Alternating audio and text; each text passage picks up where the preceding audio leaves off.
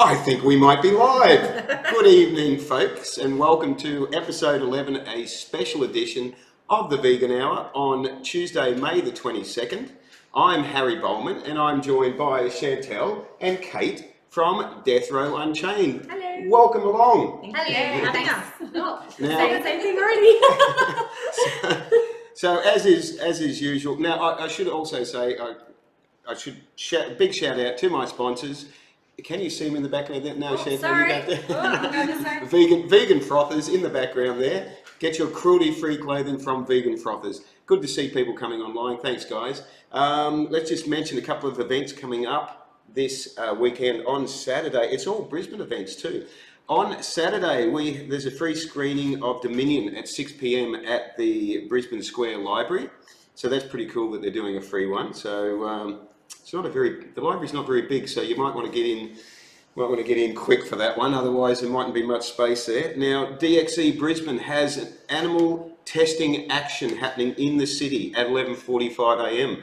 So get along there and educate the public, help them out there and educate the public. Also on Sunday, May the 27th, Brisbane Vegan Twilight Market starting at 12 p.m. at West End. So that was easy, wasn't it? Now, this is a special edition. I can see a lot of people coming online there. Thanks very much, guys. This is a special edition tonight because this year I do the Vegan Hour every 2 weeks, but I've thrown in this extra episode tonight because I want to help out Deathrow Unchained. And so we want to create awareness for what Deathrow Unchained has been doing for the last 4 years. So we're going to be hearing from the girls tonight, talking about the history, talking about the location, just all the different things involved with Deathrow Unchained, and also how you can help support them, help them support the animals. There, I made my way through that. Okay, so, and also if you've got any questions, if you want to know any of the details, if you've not heard, for instance, when it's open, where it is, any of these details, then just throw the question up there and we'll answer it. So maybe we should start off with some basics. Now, Deathrow Unchained has been going for 4 years. Nearly. Nearly 4 years. February 20 next year will be 4 years. Okay, cool. A little bit off 4 years. Invite me to the birthday. Definitely. Now, you're located, I just want to go through the basics so we can set a foundation here. You're located in Brisbane. Yes. And you're actually open to the public, is that right? We are. Yes, so can you tell us a little bit about that? So we run a rehoming program. We save dogs and cats in particular from all over Australia, but our sanctuary is our farm animal side of things, and we are located in Burbank in which I'd never heard of until you mentioned it. I'm going, Burbank, where is that? It's a hidden little, it's a really nice area. Beautiful It's close area. to the city. It's about a 16-minute drive to Brisbane City, so it's Okay. nice and we have had a good, previously we were at Greenbank, and we had a real struggle with getting volunteers just because of the distance, but we now have, how many volunteers every day come through? Probably Every day, probably about 5. 5, yes. We've got morning and afternoon, then weekends we get quite a few. Heaps of people, always offering help, but we're always looking for more people as well. So okay. The good thing about the locality, obviously, is that also we can get more people there easier, making connections with animals and seeing them how they should be. So that was always our vision in relation to the sanctuary location. Is we wanted somewhere that was very accessible for everyone. Actually, it surprised me because I didn't realise there was such an accessible sanctuary close to Brisbane. Yeah. Well, I've only been there for maybe 2 months now. Yeah. A bit more 2 than months in your current location. In the cut, so Right, that's where, okay, yes. And I see there is actually a lot of people watching, so thanks, guys. So I found out last week, when I was speaking to you last week, found out that financially it's been a bit of a struggle lately. It has. And you sort of put out like a help message, sort of saying, look, help us and we can keep helping the animals. Yeah, so exactly. I thought what we need to do then is do a live stream, let people know what's going on and so forth. So so let's go back to the can we start with the history of the animal sanctuary? And I want to find out how it came into being. I'll try and give you the short version. I'm not no, that's good all at right. that. That's all right. You've got an hour. Chantelle's good at You've got an hour. So I'll definitely fill the hour. And Chantelle will just give you a little punch. Give me the kick under the table. table. A kick under the table. Waffling. So Before starting Deathrow Unchained, I worked for 11 years with high-risk, high-needs kids. So we worked with kids from severely abused backgrounds, sexual abuse and drug and alcohol and so on. Wow. So kids in and out of juvie. It was a job I loved in a sense of I didn't like what I saw, but I loved being able to help these kids. My passion has always been animals. So I was always the kid that I used to get teased at school because I'd save all the beetles drowning in the swimming pool for school holidays, and they would think I was insane, but I still, even though I was insanely embarrassed, I'd still do it. That is fantastic. So when I started rescue, all my friends that knew me just said, this is where you should have been about 20 years ago. So I was working with the kids. It was everything I thought my life was going to be moving forward. I had an incident happen to me where I was badly assaulted, not at work, it was outside. It went through a 5-year court process, and then I was diagnosed with PTSD, anxiety and depression. I did try to go back to work with the kids, but because the kids that I worked with were quite violent because of their own struggles in life and their lack of trust for humans because of what had been done to them, it was quite a violent situation. You had to be on the ball all the time. So I did try to go back. Unfortunately, my conditions didn't really allow me to go back to that industry. So I spent about a year unemployed. I tried to get work. I was very qualified in that area, but I was unable to go into that area. So I went through some pretty hard times myself. I felt like I lost everything I was. I felt like, everything had just crumbled around me. So that's where actually a spiritual counsellor I spoke to, and she said, if you could do anything you wanted to do, what would you do? And I said, well, I've always wanted to save animals. And she said, then do it. And then basically I was always going to wait, because I knew through the court process, because my claim was quite, the thing that happened to me was caught on camera. It was a very strong case. I knew I was going to get a payout of some sort. My aim was that I was going to put it into something positive, which was to rescue animals. So I could turn a negative into a positive. But turned out I couldn't wait for that day because it took longer. So I was just sitting in an airport one day, and I was on a million dog sites, and then next minute, this one dog, and I don't know why this one dog stood out to me to all the others. She was a 9-year-old staffy with missing teeth and grey all on her face, and she was going to be killed in 3 days' time. Wow. And I said to my partner, she's it, I'm going to start this. And he's like, what? He thought we'd bring it home. So that's how we started. We saved one dog. Wow. I made myself a commitment because I was on my own. I just started it as a thing for myself at the time. Yeah. And I said I'd only take 3 animals at a time. And then when they were adopted, then I would replace them. So by the first 10 days, I had 14 dogs in care. And then it began. So from there, for me, rescue saved me from a very dark place. So if anything, it gave me a lot more than I gave the animals. Not that I intended it that way. I loved, but it really, it was very, almost really empowering for me to have a purpose again and to be doing something I loved so much, which was animals. I'd never had that opportunity. I was always looking for animal related type of careers, but it was so limited. So I just really felt where I was meant to be in life, and I felt that course of action that happened to me, as hard as it was, I never would have been where I am today. So for that I'm grateful. That's how it started. I love that the animals that you rescued you. Yes. 100%. That's beautiful. That's beautiful. There's a nice comment there from Matt. Says, "G'day, Mr. Harry." I'm double Mr. these days. Mr. Harry, Chantelle, and Kate.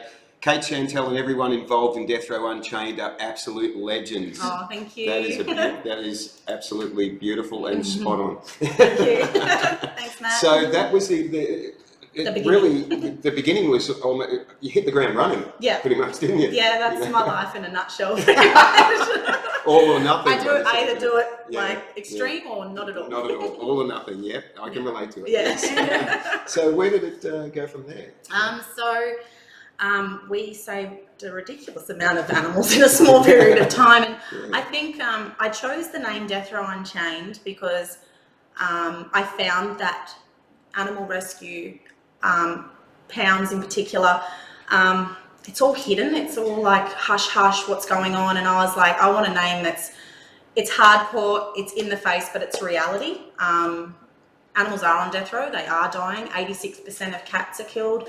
86% of cats? Yeah, Wow. so they don't get out of the pounds. There is a massive, obviously with not desexing cats, they breed very quickly, so it's super important to desex your animals. Cats, not just cats, but cats in particular, they roam, they breed so quickly. Dogs as well, they're the same, you know, so, Wow. So that's where we went on from there.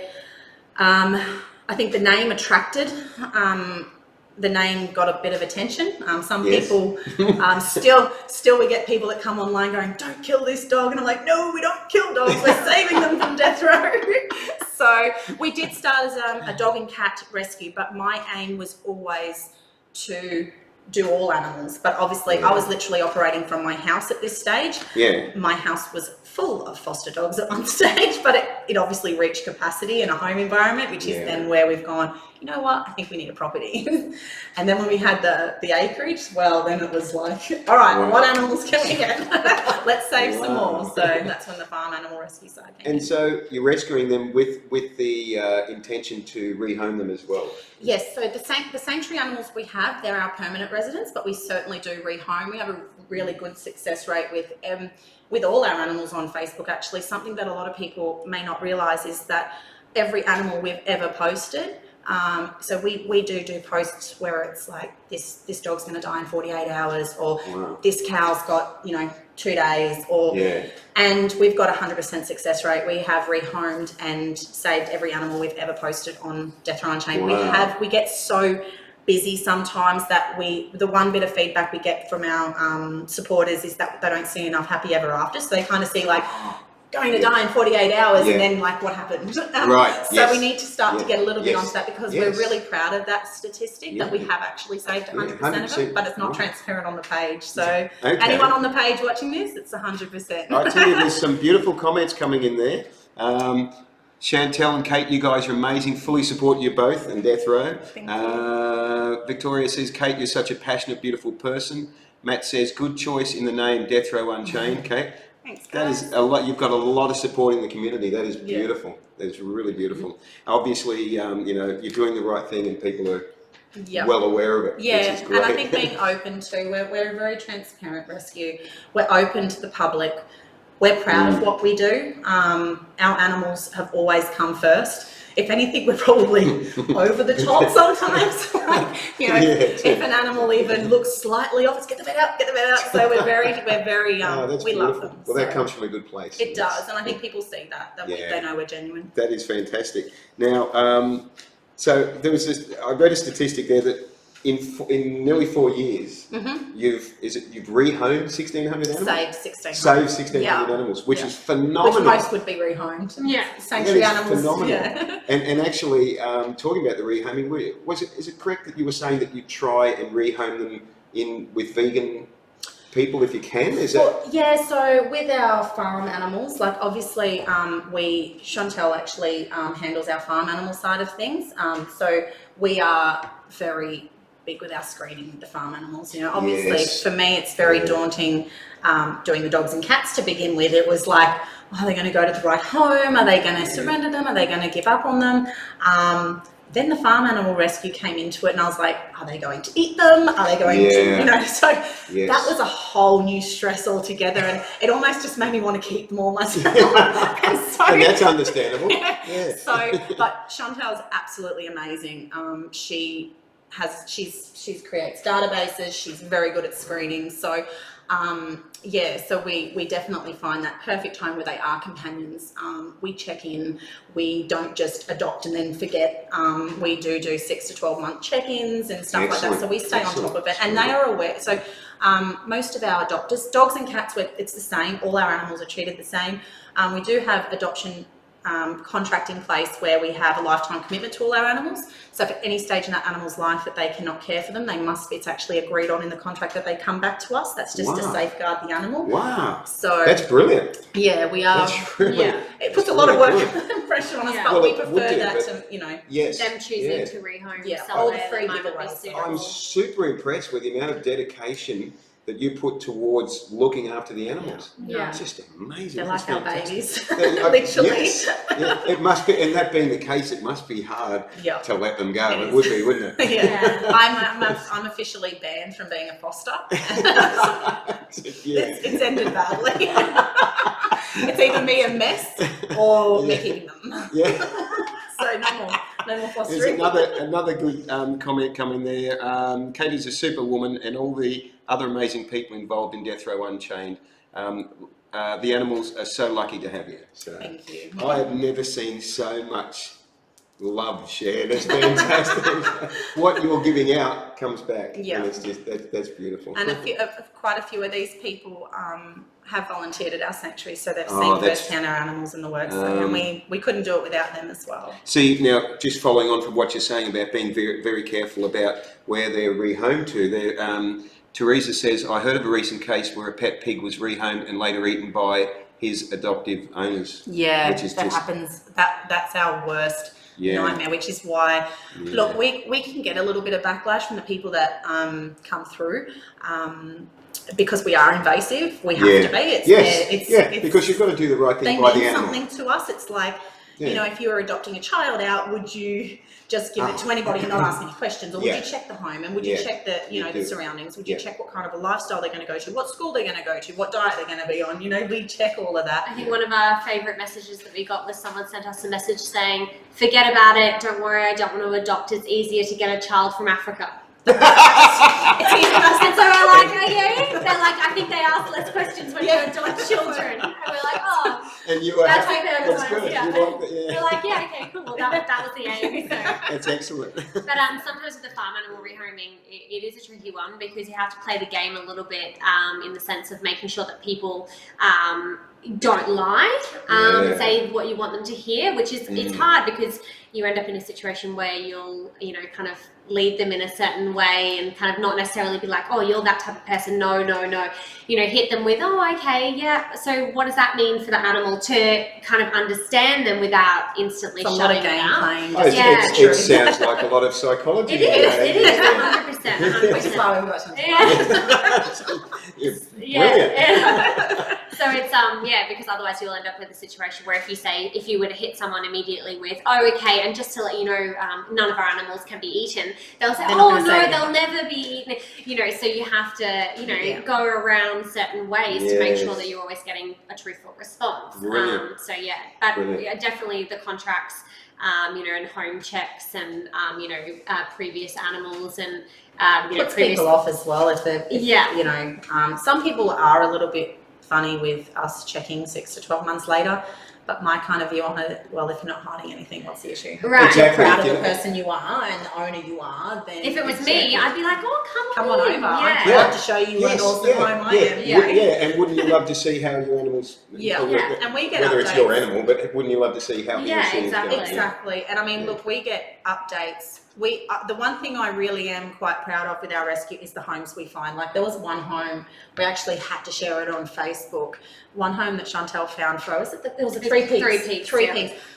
My God, this home, I wanted to move in. That she had the most adorable farm animals. She had the most beautiful pictures. They were part of the family. Literally, her backyard was this massive Halloween had the cows with Halloween hats on with the whole family portrait. It was unbelievable. We had to, and there was so many, so many photos. So that we are really proud of the homes we find for all of them. Even the dogs, we've got so many, constant. Amazing. They're at the beach and they're out camping. It's always amazing to see, for us, especially, which is a lot of the behind the scenes, is to see exactly where they come from. We do pound collections and pickups, and we have dogs that come in that are you know, completely emaciated, you know, on death's door. 5 days from death from emaciation. Yeah, really, really bad cases, and then it's funny to see where they end up, you know, and these amazing homes doing these amazing things. And that's our reward. That right there is the most strong. Yeah. Like that for me is my hit. You know, that's right. That gets you right there. Yeah, exactly. It's so beautiful. Yeah. There's a comment. I want to find out, actually, I'll read these comments, but I want to find out a little bit of these sort of where you've, like the cat, where you got all the cats from. You to tell me before we went live. I want to hear about that. Okay. So, Alana says, I've only been with DRU for a short amount of time, but Kate and Chantelle are doing a fantastic job. So much love and care is given to the animals, and I'm so happy to be associated with such an amazing place. Thank you. That is just, wow, beautiful. Alana's one of our amazing volunteers. She actually was out at the sanctuary this afternoon. Oh, wow. We filled the whole van with fruit and veg for the pigs. and then they just like, I'm not going to do, I won't do a reenactment, but imagine pigs eating a lot of fruit and veg. Bin diving's part of our culture. Daily bin dives, like, you can still smell it. Oh, gosh. Okay, so one of the very early rescues, I think was the first one you did, wasn't it? Yeah, so basically when shortly after DRU started, it wasn't too long after, I saw a crazy lady on a crazy lady. on a Facebook I think that was group. me. I The crazy cat lady. on a Facebook group, basically posting that there was some cats that were going to die, and to be honest, I wasn't like I was involved in rescue a little bit, and I knew a little bit about it, but I don't know. It's a funny kind of fate situation because It was DRU calling. Yeah. Come join. So that basically we had I'd seen a post, and Kate had posted that there was 7 cats or kittens that were going to be euthanized at a country pound, and could anyone go and collect them or help with it in any way or provide, you know, any service for them. So I contacted her, and basically it was about, it must have been maybe 7 o'clock at night, and I was like, okay, so where are these kittens? And so Kate was like, oh, they're in Tamworth. And I was like, oh, okay, it's like quite far. So I was like, okay, yeah, all right, I'll go pick them up. And then over the course of maybe the next 10 hours, I left at 4 a.m. the following morning. The number went from 8 to nearly 58 kittens. So it was a rural pound situation. They didn't actually have, in this rural pound, they don't have a facility for cats. To hold cats. So we knew. It's essentially... Obviously, I had to ask Chantelle, but I'm like, so it's gone up to 17 cats. She goes, oh, okay, yep. And it was like, okay, I'll bring it back. Because meanwhile, the ranger's calling me going, actually, another lot's been dropped, because she didn't know we did cats, and no rescue that deals with that pound did cats. So we were literally getting and we knew if we didn't take them, they were going to die. Yeah. There was no, they don't even hold them. They just kill them instantly when they catch them. On arrival.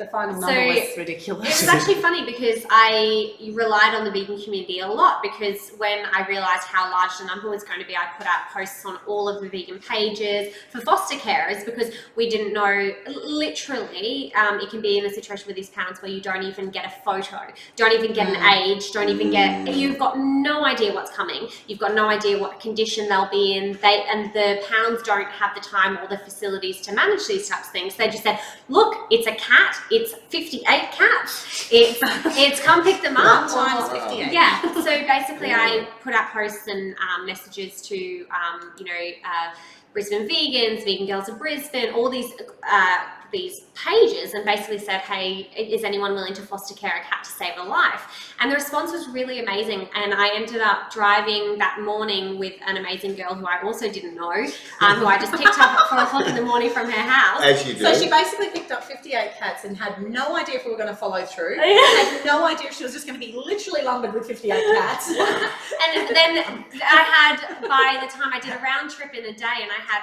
about nearly 58 vegans on my doorstep of my villa when I drove in at 10 p.m. at night, waiting to, and I was distributing cat carriers to this person and foster care agreements, all in my living room. So you started at 4 a.m. that morning. Yeah, and got then home at 10 p.m. that night. Yeah.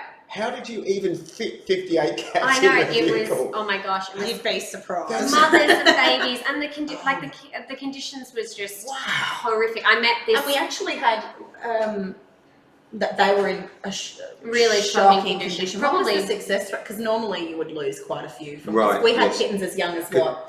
two 2 weeks, 1 week. Yeah, 1 week. We had Wow. these very young kittens. Yeah. So without mothers. Without just, mothers, yeah. horrific Right. conjunctivitis. We had a ringworm. There was ringworm. ringworm. Mm. I was Chantal was ringworm. covered. Oh, Do you know when I knew she was a keeper? yeah. When I had dealt with so many fosters, and it was like the dog's chewed the pillow. I want it out of here. Or I'm like, oh. Chantal rings me. She doesn't even tell me until like 3 weeks later. She goes, I was covered in ringworm. I'm like, that's a keeper. She never rung me. She never complained. Wow. She was literally covered in ringworm, and she never complained about it at all. So. There was a beautiful comment there that says, "You guys are my heroes. Bloody love you guys."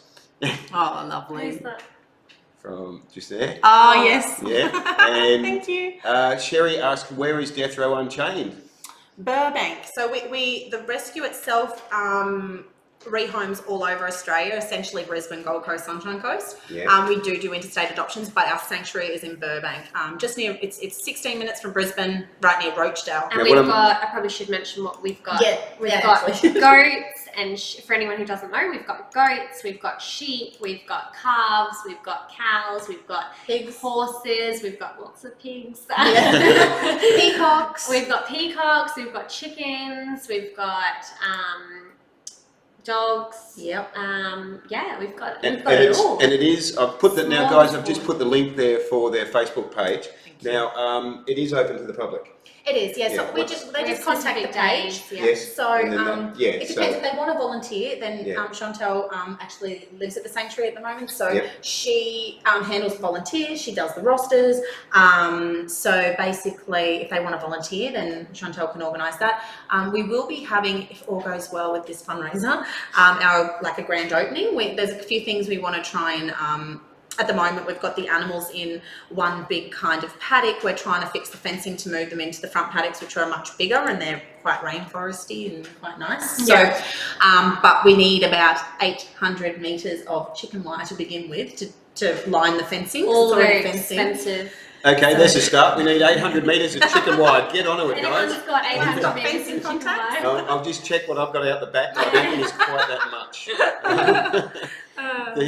Joel says, "Princess, love you so much." So Princess was actually from the same town the cats came from, and Princess is actually one of my.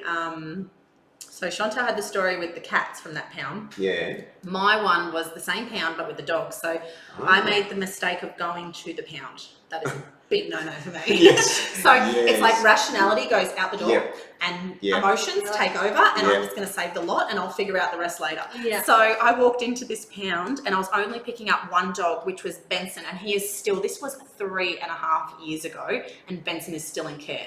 He is the most beautiful boy. He is bonded with Tilly. Big boy. He's a big boy, but he has got scars all over him. I think he's got the most gentle soul, but I think he may have been a pigging dog at one stage. Oh, wow. So he's got massive scars where it looks like either dog fights or tusks, and he did come from a rural area where that is very likely, especially his breed. So Benson was a full-size dog when we saw him on the pound photo. Yeah. We've rocked up, I've rocked up with just a car, and I've rocked up to this pound and I was horrified. So I've literally walked into this pound, and Benson did not look like Benson from so he'd been in the pound for 35 days. Yeah. He was skin and bones. Skin and bones. I'm talking, I could not believe how skinny this dog was. And then there was another dog next to him that we didn't get told, but they were actually a bonded pair. So we would never just take one. We always take the two. Yep. And Never she take a was- puppy, always take the mum. Yeah, that is our Yes. biggest pet hate. You don't do that. Yeah. You always take, if they come in together, they go out together, Yeah. you know. Yeah. That's good. So we are big Yeah. on that. But Benson and Tilly both were skin and bones. So I'm like, well, I'm taking her. I'm not leaving her behind. And then this other dog rocked up, and we ended up calling him Caesar. This dog was, in my time, the most broken dog I've ever seen in my life. Yeah. So we've actually got, if you YouTube us, It will come up with a video. Benson and Tilly are in it. Also, Caesar's in it. Now, Caesar was tied up. He was 6 months old, quite a big boy at 6 months. He was tied up at the back of a property. He was beaten. He was being trained to be a pig dog, but he didn't have it in him. So when he was beaten, he would cower, and he became so shut off that he became useless to the hunters. So basically, when we saw him in the back of the cage, this dog's eyes, I actually thought that he had some type of tumour in his brain. His eyes were protruding so far out. He was so petrified. I've never, in the 3.5 years, and we deal with the worst of the worst, I've never seen a dog so broken. Wow. And the ranger said to me, I said, can I take him, please? And she hadn't even got him into the pound. The pound is terrifying for these dogs. He was already, she said, I don't know if he can walk. I said, what do you mean? I said, she said, well, he hasn't stood in 2 days, the guy said. They literally had to carry him. And I said, I definitely want to take him, please. And she said, without going into it, but basically there's a mandatory holding period. Right, yes. So I really pushed to take this dog. And I said, look, under duty of care, please let me take him. If the owner comes back, fine. Yeah. Pull out. Sorry. Find me if you can. So anyway, I took this dog. I took Benson and Tilly. Caesar, literally, I walked into the pound. Princess was one of the dogs in the cage. There was 10 dogs in the entire pound. Because it's a small pound. And I said to the ranger, I'll take the lot. And she goes, what? And I said, I'll take, because they were all going to be shot in the head. That was literally, and so I'm looking into all these. And I know that I can change, like I can take you away from this. You'll probably kill me with stress, but I will do it. So I said, I'll take the lot. And she goes, are you serious? I said, look, if any other rescues come forward, let them have it. But otherwise, I'll take the lot. I'll bring a trailer. I'll get them. So Princess was another one with Emmy. So there was 2 female dogs. They were the only 2 dogs that weren't extremely skinny. Right. And about a week later, we had to put them all in kennels to find homes. So we had to raise money to pay for kenneling, just to buy time to get them into foster homes. So Becky and Joel, Becky now works with us, and Becky said, we'll take Princess. And I'm like, fantastic. When she goes, we're looking at adopting. I said, fantastic. So about a week later, they started to get really big. And I was like, that's a little bit too big. Like, we were fattening them up, but they weren't. The rest were really skinny. And we're wondering why these guys weren't skinny. It turns out they were heavily pregnant. So not only did I save 10 dogs, which we could not equip, like, honestly, we were so under the pump to do that to begin with. But 2 of our dogs ended up having 21 puppies 2 weeks later. So we had 10 dogs plus 21 puppies. I honestly thought at that stage that was going to be the end of Deathrow Unchained, because we had so, like, I would have sold cars and done whatever I had to get these dogs out, but I thought this was going to financially just destroy us. But we were a lot smaller then, but we had supporters that came through for us, and we pulled through, and we're still here today. And Princess is the mother, and then they also kept one of the puppies as well. So I rung Becky and I go, so you know, Princess is a little bit of a catch. She goes, what's that? I said, she's pregnant. And I thought we were going to lose her then and then. She goes, no, we'll still take her. And she helped with the puppies and raising them. Wow, so. That's a fantastic story. Yeah. Wow, there's a comment came in there. Where are we? Jennifer asked, how much is it per metre? Talking about the fencing. So the cheapest place I can source it from is Palmer's at Yatla. They're a fencing place. We're actually just about to, we were thinking about with our website, actually, there's so many things the sanctuary needs. So essentially we were going to do on our website even the things that the sanctuary needs, and people can purchase particular things like hay or rolls of fencing or, you know, buy a bale of hay or buy a, So we will find out, but I think from memory, and this is, I don't even want to say it because I'm not, Palmer's at Yatla, I know charge a good, like, pretty much 40% off where we can get it anywhere else. That's the cheapest place, but we are trying to get some pricing. We will be doing a fundraiser for fencing and stuff soon, so I'll get some prices then, but I couldn't tell you exactly. No, that's all right. That's information that we can put up even after the live stream's finished. Yeah, it can be put into the comments there. True. And so, or if you post it on your page, I can share it onto mine later. So that's all right. Now there's so there was a link there to I think that's actually I can't read the full comment there because I can't scroll across. That might be. Not sure. I don't want to open that link Because it in will case lose the. I might lose the live stream. Yep. So, but there's a link being put in there. Maybe get Oh, the it team says to this write. is beautiful Benson. Is that the one? Oh yes, Is that, you're able to read it all there, are you? Yes, it's going off That's- the page here. So the link Okay. that's just gone up is Benson, the boy I was just talking about. He's Okay. been in care with his, well, I say sister, but they're like not sister and brother, but besties. Benson until they've been in care for 3.5 years. So yeah, it would be really good to find them a home. Yeah. They're amazing. Yeah. Okay, so so that's again, that's another way that people can help, not just financially, but people can help with So many ways, yeah. with the homes. I'm just amazed going back to talking about the cats. I still. You favour cats, don't you? I'm just amazed. Harry actually does really like cats. I know. I had my eye on you for a cat, and then you got your cat at the moment. You were like, "Oh, I'm looking after this cat at the moment," and I was like, "I could give you a forever loving friend." And I got one. of them. And I'm so in love with my beautiful Uma. But I was just so impressed that when you arrived home at 10 p.m. at night that there was all these people in my these driveway. people I was like, wanting- "Oh, I'm running a bit late. I'm running still a little," and they're just waiting there with like crates just- and like it's it was just such a amazing. It good was like start. really, Wow. really awesome. That's- So yeah, yeah, everyone was that's- super supportive. That was about 10 days before Christmas. Wow. Just to top it off. To top it off, and then I remember Christmas Day, we Yeah. had this vet emergency, that vet Oh. emergency. I remember that whole Wow. next 3 months. You were dealing with a couple of the medical cases. Yeah, so I kept the medical cases, anything that I wasn't confident, kind of it wasn't safe for foster care, because it could need, 24-hour care, bottle feeding, drip feeding, whatever it was. So I kept them, and that was when the ringworm they were the ones with the ringworm, because the lower immune system, that's when those types of things, take hold. Yeah. And you ended up with ringworm as well? I ended up with ringworm, Yeah. all over my back, down my...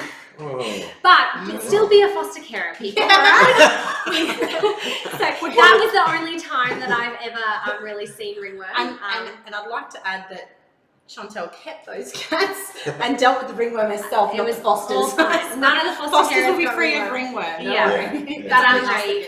yeah, we keep all those hard ones. But I'm so impressed Yeah. by the commitment, and I can see why there's been so many positive comments coming through from people tonight, because your commitment is just amazing. It's just And it's and borderline not- insanity at times. Yeah. It's borderline. Yeah. But I you have question so that much. sometimes. But you have so much passion Yes. for what you're doing. Yeah. And Chantelle, I mean, you work about 800 different jobs and something. So I don't know how you fit everything in. No, it's just.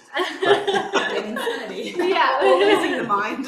So one of the things that people can do to help is farm sponsorship. Yes. So can you tell me a bit about that, how that works? So our farm sponsorships start from $25 a month. That is basically that's allocated, so you can pick which farm animal you would like to sponsor. So we have the range of animals that Chantelle just went through before. Basically, that becomes your sponsor baby. That's your own baby with us. You get access visits to come visit them. You get a certificate with their photo on it. You get updated photos and regular emails saying what's happened in that month, or if they had a vet visit, or whatever it is. So they stay up to date with, so a lot of people that can't travel to the sanctuary, those updates are just a way of keeping them in the loop. They get updated photos. Yeah. And they get a little DRU merchandise pack sent out as well, and a thank you pack with their certificate. And because they're in the sanctuary, they're not likely to be rehomed, are they? They are our They're permanent our They're residents. permanent residents, yeah. So, and if at any, I mean, there isn't, but if there was any time that we did rehome, it would only be, and that's never happened, if it was for, I can't even think of a reason, but we would notify the sponsor and say, this is what's happened, this is what we're looking at doing, would you like to sponsor another farm animal, or we can keep you up to date with the adopted home that animal's gone to. But they're our permanent residents, and they're not going anywhere. Now, I believe, so it was going back to the financial situation where you found yourself in a little bit of difficulty recently. Yes. And you put a call out for help last week. Yes. I believe there's been so far some very positive response to that. Definitely. So we've had a really good response. We've so far raised around $8,000, which is amazing. So thank you, everybody. Thank you to everyone that's contributed. That is just fantastic. Wow, Yeah, $8,000. Wow. It's hard. I mean, we've had a few changes.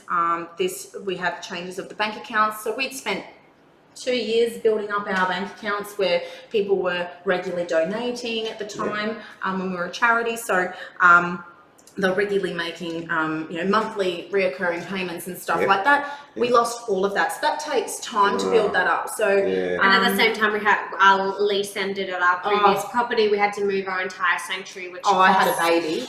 Katie had a baby. So that really threw a spanner in the works. We had to move. I decided to have a baby in the You whole don't do things in halves, do you? My son's 5 months old, and he's literally, when I go to the sanctuary, he's in the pram and he sits there and looks at all the animals. He'll be very Animal he'll be very he loves the animals, and he'll be very connected. I don't think he has a choice. So there was sort of a lot of things happened, and that just sort of took a toll on the finances. And it was just one thing after the other. It was just one of those things that just came in 3s or 30s or as it 50s. does. Yeah, and before you know it, it snuck up on you, and you're going, geez. And it's always like, I guess for us, we are trying to now look at, for an organisation, we need to look at ways. The fundraising is one thing, but we need to become sustainable. So we are looking at ways now of creating an income for the animals. Things like we're going to be selling our hoodies and our t-shirts. We've got we are looking at doing farmyard yoga on weekends where we can do. We're looking at different things. We're looking at events at the sanctuary. We're looking at so we are trying to think bigger for the animals' sake. We need to have more of a flow. It's not cheap. It's not cheap doing what we do. We just had a consult checkup with horses, and that was $500 just straight off the bat, just to come out and have a look at our horses and to give them a needle. And it was like, and that's not surgery. That's not an issue. That's not health issues. We had a dog come back into care. It was a $7,000 procedure for an obstruction he had. $7,000 procedure. Yeah, and to date we are a no-kill rescue as well, so we have never euthanized an animal for behavioural issues. We have always treated every single animal, so that's a big toll on us, but we fight. We had a dog that actually got out of his foster home and hit by a car. The real estate had gone in for an inspection without telling the owner, and this dog was quite anxious, so the owner would actually have him inside when he was at work. And this dog just darted out the door, went up on a main road and got hit. He completely shattered his pelvis. And we were looking at 12.5 grand.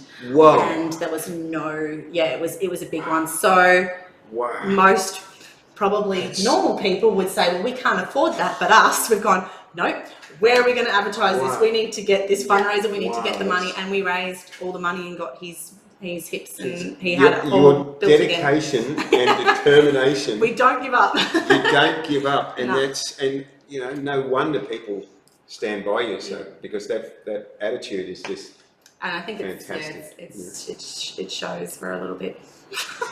We definitely so we are proud of that. Yeah, that is fantastic. So now what was I going to ask you?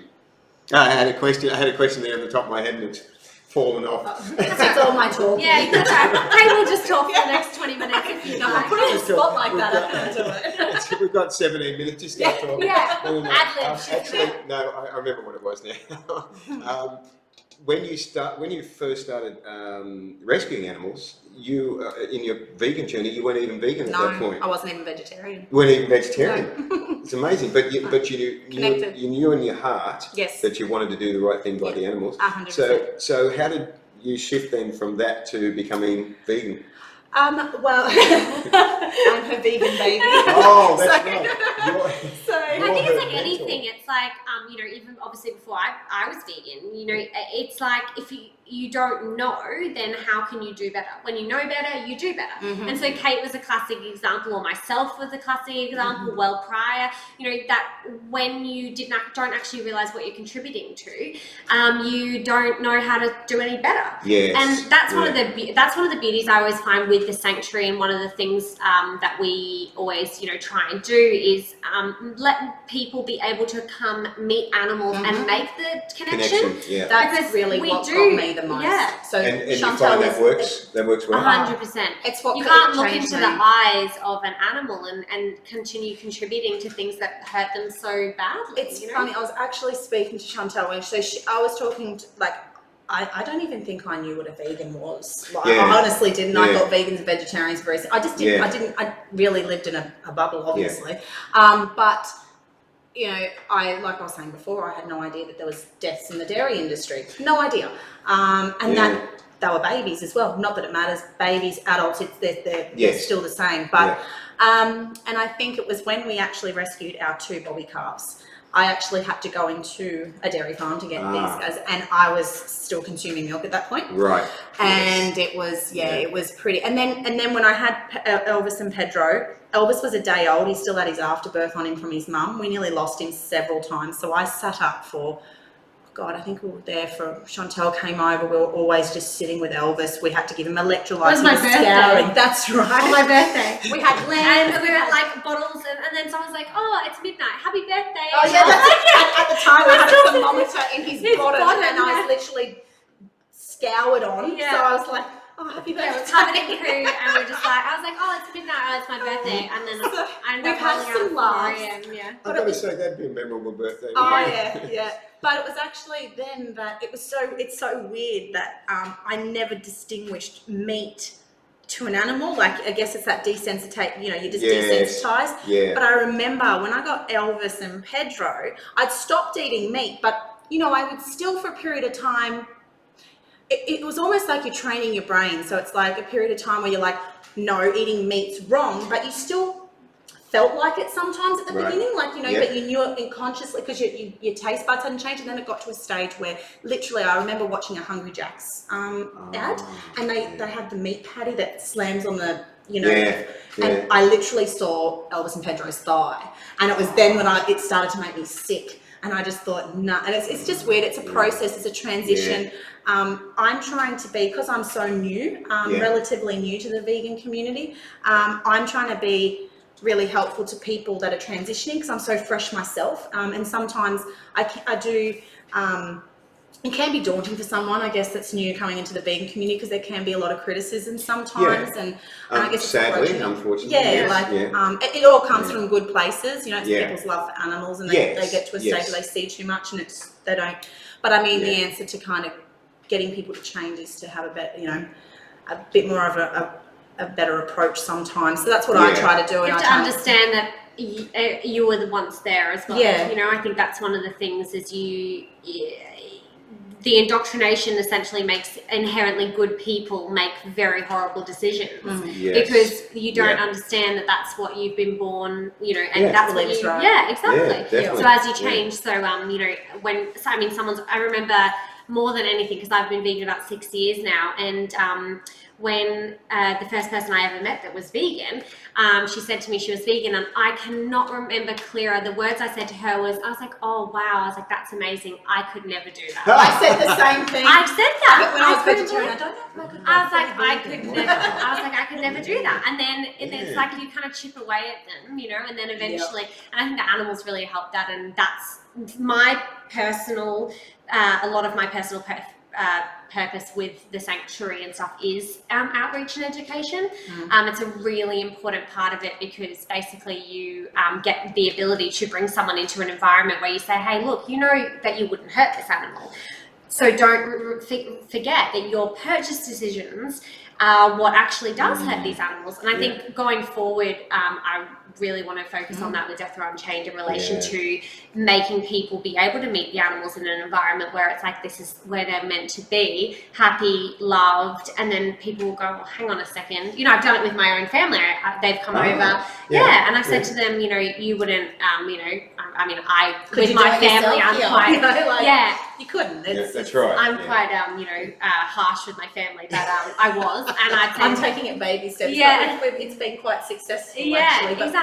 So it's one of those things you kind of chip away at. But I think the animals and the sanctuaries in general, not just ours, are very important for that purpose.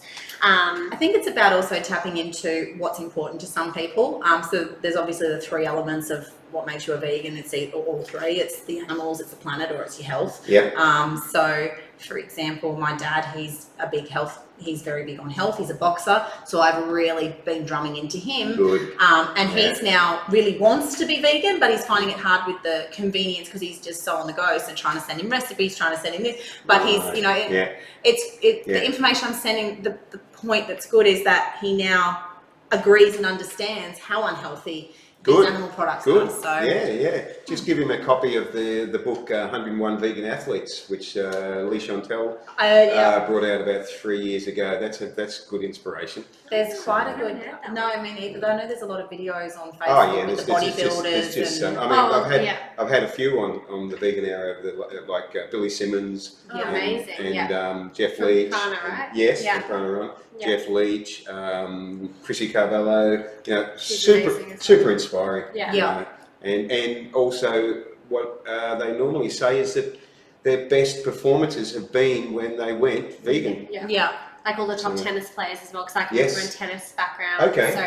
All the big tennis players, Serena Williams. Is Venus Williams as well, or is it Serena? I feel like it's just Serena. Okay, I might. Because she kind of is the top tier tennis player. But I'm pretty sure Djokovic is vegan as well. Or there's one of them in particular who started vegan restaurants as well. Yes, that's right. There is too. It's a husband and wife team, I think. Is it Djokovic? I'm not sure. I remember seeing. I've got the picture in my mind. Got the face, but not the name. But that's a really awesome thing it's thing fantastic, as well. isn't it? UFC vegans as well. So you were mentioning earlier that you're strict with your family. You've sort of shown them what the animals should be doing. Exactly. So how well has that worked with them? So my mum is now vegan.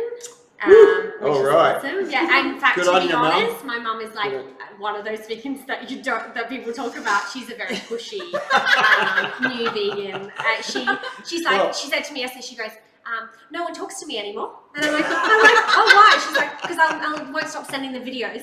She was like, oh, okay, good. I see where you get it from. So I'm like, okay, well, you need vegan friends then, Mum, because forget about those people. So she's good. No, she's very helpful and tries to be an advocate as much as she can. So that's good. Awesome. My dad comes from the classic English background, so my childhood was if you didn't have bacon and eggs for breakfast, then what are you? Do you know what I mean? So the tea and the bacon and eggs. So that's been a harder shift because, to be honest, although Mum does all the shopping, so there's no it's all vegan. But in relation to if he's on his own, he doesn't really know what to do with himself. He's kind of one of those 60+ men who's just like takeaway or he's kind of like, I feel like your dad's he's just like every other male on the planet. He doesn't know what to do with himself. Exactly. He's literally like, I don't even know how to use the washing machine. I don't know how am I meant to make vegan food. So he does eat vegan because Mum cooks all the time. But so that's good. It's been a transition. Fantastic. To him. So that is great. Yeah. And you're making little inroads with Yes, my brother and sister are vegetarian borderline. They're now taking. They're very they love animals, but their approach is more the planet. So my brother does a lot of photography. He's been to Canada, and same with my sister. And they want our kids to see the planet for the beauty that it is. And he said there's going to be nothing soon. Nothing left. He's big on the ocean and the fish and the stuff like that. So he is definitely. They are pretty much vegan, but don't know if they Let's use the label. I don't like saying it until they are officially. But and then it's satisfying when family members definitely make the connection, it is 100%. I think it's easier too. I think like even my brother and I were talking, and it's like he goes, I've never seen so many people have an issue with what you eat until you become a vegetarian or a vegan. It's like, why does it matter? Why does it matter what I eat? Does it really disturb you that much? But all of a sudden, so you're trying to stop cruelty, deforestation. They try and belittle you almost, and I said I feel it's their conscience speaking. They actually know. It is. They know. It's a defensive.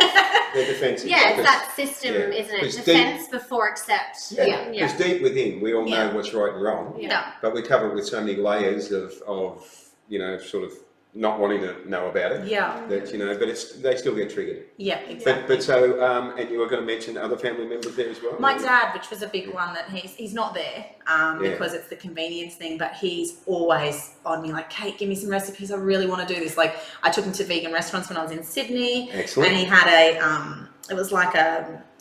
You went to Green Lion, right? Yeah, and it was a pizza, but it was like a tandoori vegan chicken pizza, and he's like, this is fantastic. He goes, I'm going to eat it all the time, but I feel like chicken, I'll just eat this. So I'm like, fantastic. So just showing him, you know, but it's, for him, he really has taken on board the health aspects of it, which, you know, once you've kind of doing it for a reason that hits, then you're likely to stick it out. That's, and, you know. And I mean, we're doing everyone a favour by getting family members as And well as anyone else vegan. Yeah. We're doing everyone a favour, aren't Exactly.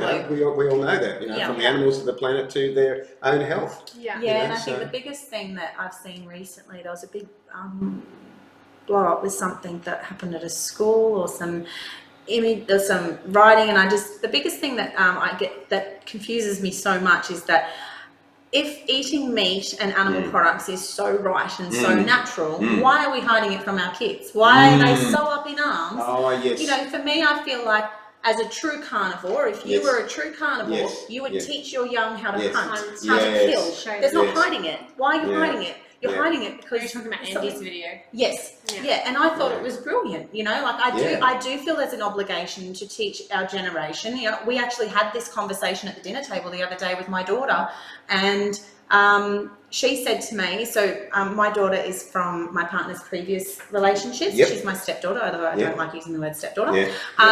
So we've had the conversation of how we're going to approach it. It was the first time we've actually spoke about it, and she said, why don't we had a conversation of why I didn't eat animals, and I said, because I love animals and I don't want to eat them, you know. And I think there's a way of I don't think it's right to put these videos, you know, like the really that traumatizes me. I believe kids have the right to live a happy existence. They've got their whole adult life to go through the stresses that adults go through that don't. But there is nothing wrong with teaching our kids that the fact is that meat is dead animal. That's what it is. And you don't need to say anything, but it's planting the seed. And she kind of took it on and she understood. But and I think that's the biggest thing that gets to me is why people are so upset about children knowing the truth. Yes. It's supposed to be the way. Why are we hiding it? So, exactly. Yeah, well said. Now, we're nearly run out of vegan hour. We've nearly run out of hour. I have to tell you the funniest thing. Oh my gosh. On the way here, it was you, definitely. On the way here, Kate goes, what do you mean it's for an hour? I thought it was going to be for like 20 minutes. I don't know what you're talking vegan hour. For an hour. I was like, Kate, can we have a 7 vegan hour special? And Kate will just do it, and we'll just sit there and be willing participants. Well, somebody said to me, a guest said to me one time, they said, so how long does a vegan hour go for? That's what we did in the car. Did you actually do that? How long did it just go for an hour. I said, it goes for an hour. She goes, I thought it was like 20 minutes. And I was like, no. So before we wind up, if people want to help financially, what should they do? Go to your Facebook page? Go to the Facebook page. Pinned to the top of the page, it's pinned, is our current fundraiser. We are trying to raise funds to stay open. Without the help from the public, we're just not going to survive. We are doing everything we can. But basically, one-off payments, fantastic. Reoccurring payment would be amazing. So with our reoccurring, we are trying to build up our base again, where we have $5 a month, $10 a month. We've got around 40,000 followers on our Facebook. Wow. If enough people just signed up to $5 a month, you know, like every cent helps, and that's the biggest thing we promote is even $1. Like some people may think that $1 is not a lot. When you've got 40,000 followers, it's a lot. So it's a lot. So we encourage we appreciate any size. So reoccurring payments, one-off payments, and the farm sponsorships. That's just a really good way of somebody getting something for what they're. It's beautiful. The animals that we've got there. Majority of them have been hand reared. They're extremely friendly with humans. They love human attention. Our pigs are definitely human orientated. they knock you over for a rub. They're about 150 kilos and they're coming up for a bum rub. Wow. So Now you've also got a website as well, haven't you? Which Under construction. Under but construction. yeah. Okay, well, we won't worry about that. We'll just focus on, just go to the Facebook page. Yep. Yeah. Pin to the top, and you'll see the fundraiser. We've essentially at the moment got a large backlog of vet bills. That we've massive $17,000. Wow.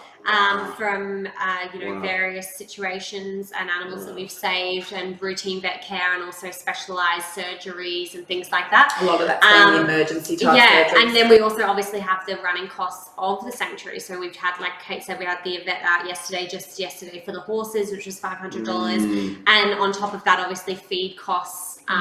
And with the horrible drought in Queensland at the moment, the feed cost has gone up. Hay is more expensive. It's harder to come by. So all of those things have been contributing to essentially a larger running cost for us. We've got the rent of the place. We have the utilities. We have water is a big one. Because you know how we say obviously cows drink a lot of water to make a pound of beef. They really do drink a lot of water. We can vouch that. And the horse, although we're not growing them, they do get through a bit. Well, we could talk all night, I'm sure, but we need to finish the hour. So I want to thank you very much, Chantelle. Thank you very much, Kate, for coming along. It's been really wonderful to have you here. I've learnt so much tonight, and one of the most amazing things I've learnt is how much support you already have from volunteers and supporters and people that love what you're doing, which is fantastic. Continue, folks, continue to help DRU, because they are just doing such amazing work. I'm very, very impressed. This episode will be on YouTube in the next couple of days. And in next week, next Tuesday night, I'm back again. Oh my God, I'm back again. for episode 12 with vegan nutritionist Amanda Benham. And a lot of people know I'll Amanda. be tuning into that. Yeah. She's been vegan nearly as long as me, I think 35 years or something. She knows her stuff when it comes to nutrition. That's really, and that's I probably need to watch that one. watching that one. So I want to thank everybody that's been watching. You can still make comments even after the live stream's finished, and somebody will answer them. Yep. So thanks again, guys. Thank you. And live vegan and save lives. And we'll see you next week. Good night, everyone. Bye.